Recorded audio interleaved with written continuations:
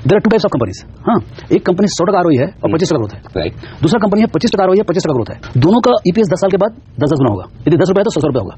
लेकिन पहली कंपनी जिसके जो ज्यादा प्रॉफिटेबल है वही 41 रुपीज कमाएगा, ये भी 41 रुपीज कमाएगा अगले 10 साल में। लेकिन 41 रुपीज कमाने के बाद उसका 36 रुपया, करीब 35 से 36 रुपया आपको डिविडेंड आएगा, दूसरे में 0 डिविडेंड आएगा। तो ये जो आपने मान लो आपने सिर्फ 20 के पी में खरीदा या 25 के पी में खरीदा, वन पैक 25 के पी में खरीदा, तो 25 रुपया आपको करीब 7-8 साल के बाद आपको 8 साल में आपको डिविडेंड में वापस मिल जाएगा, पहले कंपनी में, दूसरे कंपनी में कुछ नहीं मिलेगा। तो ये जो इन्वेस्टिंग में जो ग्रोथ और लॉन्जिविटी में बहुत। अब हम समझते हैं कि यहाँ पे रामदेव सर क्या कहने की कोशिश कर रहे हैं, स्टेटमेंट को थोड़ा अच्छे से समझते हैं।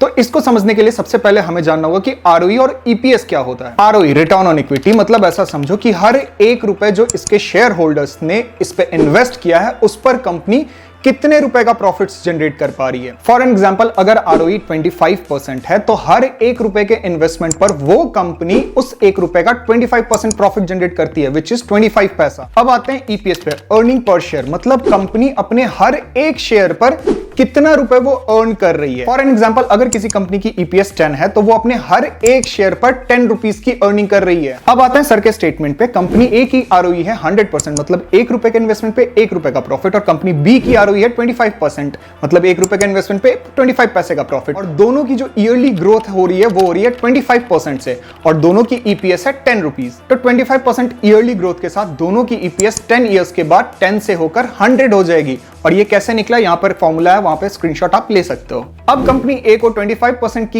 ईयरली ग्रोथ के लिए उनकी अर्निंग का सिर्फ 25% ही चाहिए, सिंस उनकी आरओई 100% है। अब ये रिटेंशन रेशियोज का भी फॉर्मूला है, वहां पर ये भी आप देख सकते हो।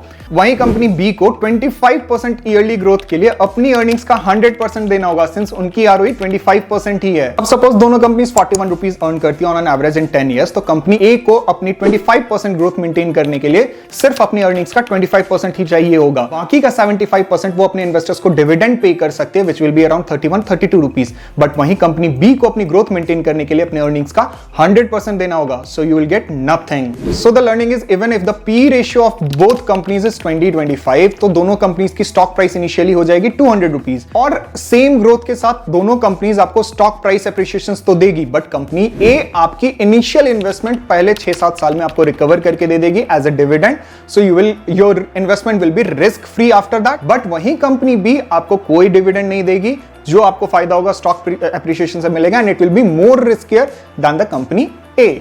So in short, a good ROE with an average growth rate shows a quality growth for a company. तो अगर आपको अब ये उनकी स्टेटमेंट समझ में आ गई through this reel, तो hit the like button and share this reel with your friends, and don't forget to follow me now. Till then, thank you and happy investing.